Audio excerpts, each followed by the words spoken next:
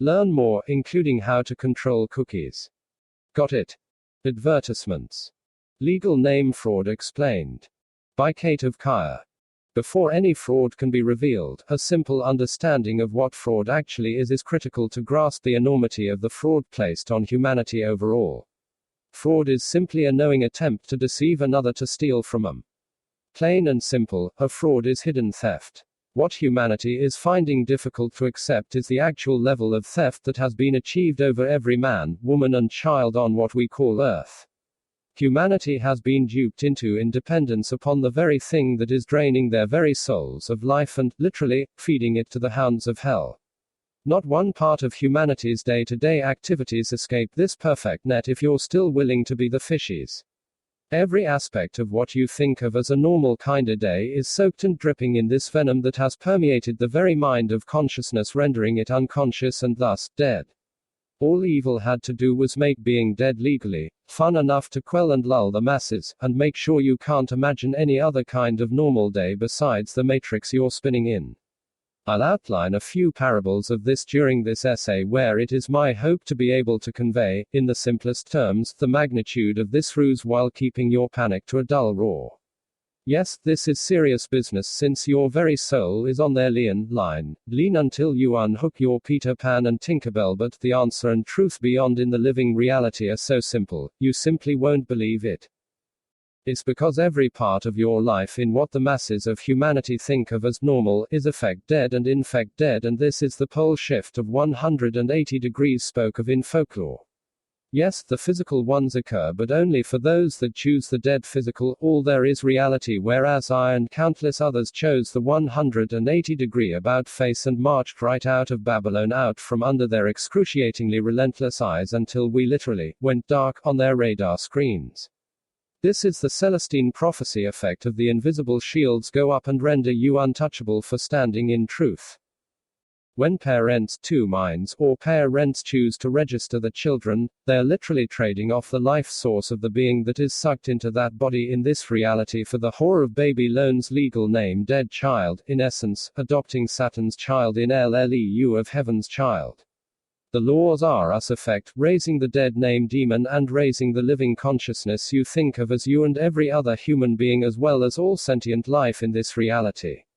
In short, you offer up your living child as a sacrifice to Satan, while your living child commits sign after sign, sin upon sin, and adopt the dead legal demon, literally breathing life into evil with every creation thenceforth.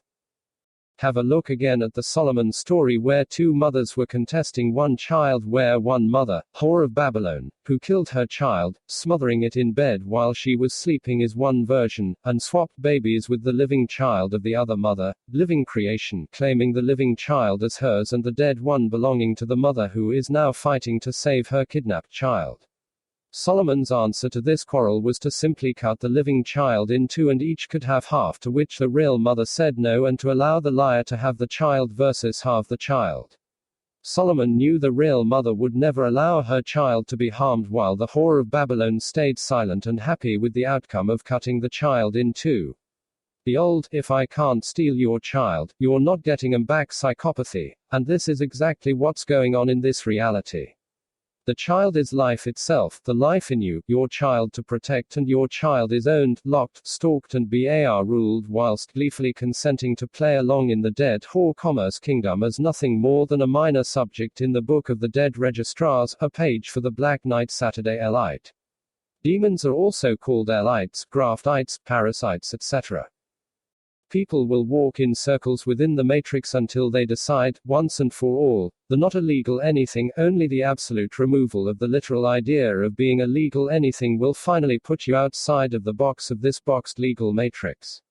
Here's an example of how 180 degrees opposite of the truth legally mind dead people evaluate spiritual signs and clues with literal legal nonsense. If you're talking in legal devil tongue in legal literal reality, you're an Elite just like the other Elites that like to burrow underground as any wormhole do. That's the real wormwood wiggling around in the grey clay called brain matter, which is in fact the dead and divided heart, and why only following your true heart to do what is right regardless of illusional consequence. In that walk, creation carries you. I'll post this segment and another segment to show how circular legal reality the mind goes round and round, only talking about the world reality from the dead legal illusion perspective. The subject never changes because they are imprisoned in a crown subject ID entity, so their objective will always be from the dead legal world matrix trapped mind. From the article, read the whole thing if you can stomach this much delusional programming, and this one is a great example of someone nailing their own box shut from the inside. The word Shemitah is a legal term that comes from the Torah of Moses, the first 5 books of the scriptures. Shemitah in the Hebrew means a legally permanent release.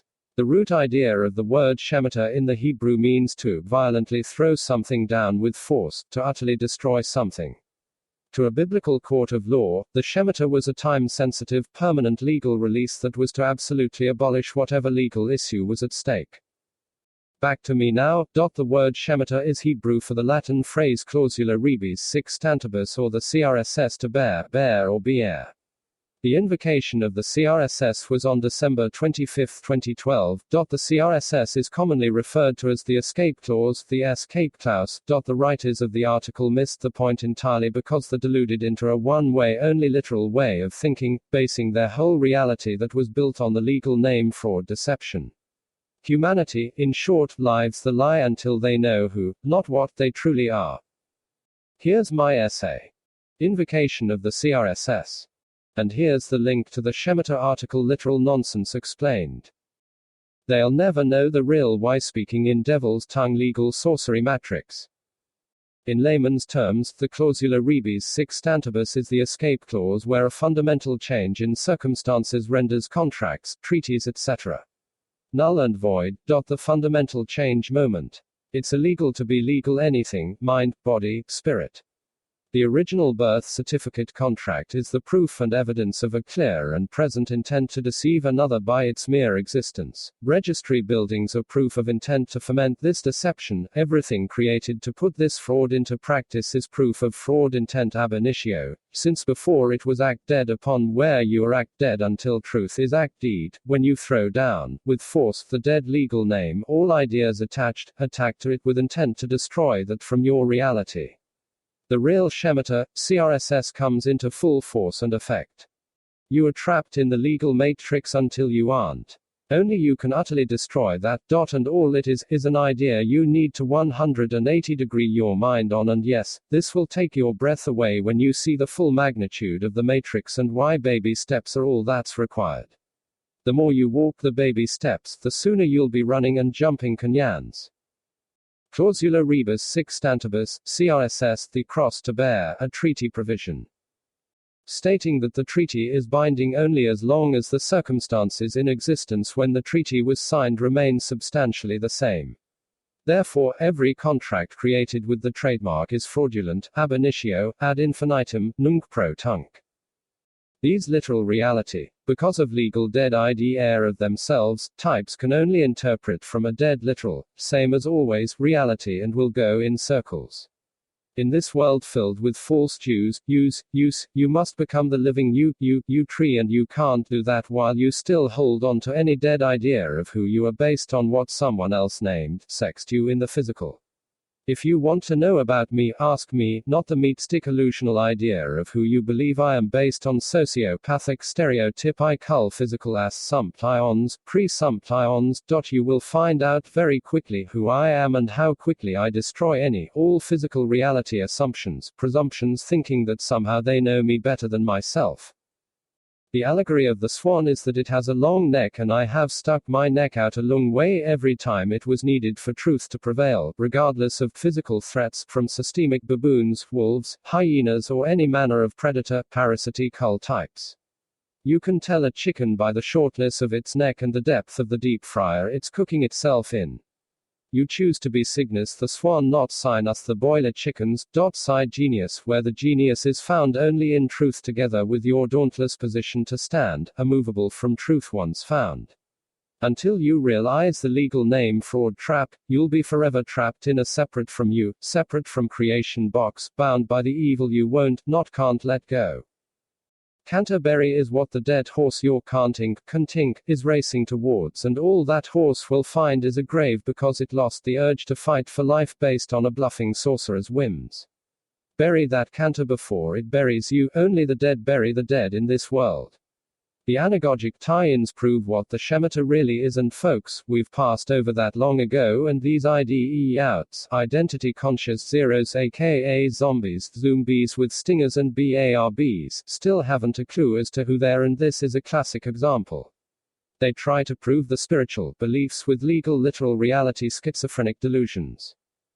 A classic example of this schizophrenia: free men and paid riots and legal gurus of men go to jail, and it's easy to know why. Legal is about minding everybody else's business but your own, and gone are the days where we needed to do this legal challenge thing at all. That was before the fundamental change in the contracts all humanity is bound in, where the knowledge of legal name fraud and the legal fact that it's illegal to use a legal name from any all birth certificates bears the clausula rebus sic stantibus escape clause into view. People like notaries, notaries, not our eyes, insist on schizophrenia where nothing can be notarized without presenting your willingness to commit fraud by using a legal name that doesn't belong to you but you think it does.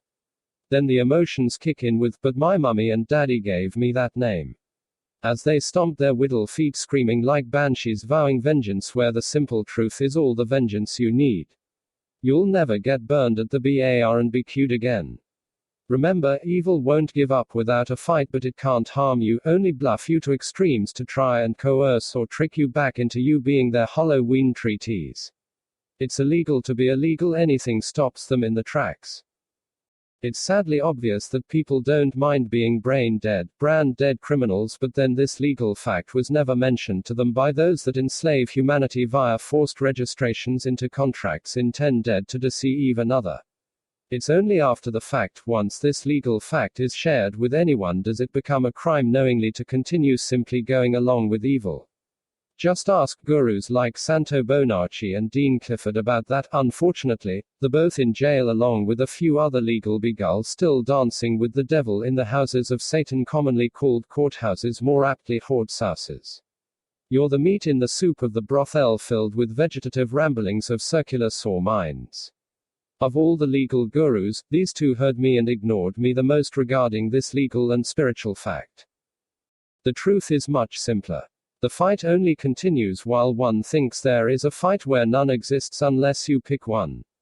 We've all picked all the necessary battles to set ourselves free, and in the case of those of the belligerent stance, to keep them away from humanity where only BAR members are allowed to pick pockets through legal laws, and they don't like competition from freeman guru types where you're making these parasites work versus being a typical rollover human monster. If you want to play legal, then I'd suggest you join 'em, because it's illegal to even try to beat 'em since you're going to have to use a legal name to enter Saturn's realm. The only way to beat 'em is to not join in their silly little reindeer games, and that's easy because you'll have to insist you're a dead legal name to do that, and well, that's a crime ab initio, since before the beginning, since now you know legal names are illegal contraband. It's easy to spot any demons, they all insist on legal names, Saturn's membership consent, and they'll push you to your limit, but forbidden to pass the Rubicon of truth. It's illegal to use a legal name. Know that fact and stand there. Nothing in Saturn's realm can enter yours. Essay notes, addendums. Con, with or without phi creation, of or to undo, enst mind, with or without creation of or to undo the mind, a confidence game. Con gmae. Life is a con game, with life or against it. The confidence game is to see how pro-life or not one is. Creation's version of the shell game. In life's game, there is a pea under every walnut shell, no matter how many times the shells are rearranged. Legal name reality is the against life con, full of convicts, etc. The game of feeding off life versus creating it. When one has the confidence to overcome the legal reality, one has literally overcome death. That's the test, so easy really, but so few choose the real confidence game. I only use common speak to convey literal concepts. Everyone knows what illegal means, it equates to wrongdoings. Unfortunately, legal reality makes it legal to murder, they call it war, so I have to walk between. Common understandings in the literal to expand the concepts into spiritual anagogics. When in Rome, speak Roman until others can learn Phoenician. We don't ever have to explain ourselves, just clear up the illusions and misconceptions of others so they can understand their own wrongdoings, thinking it's okay because it's legal.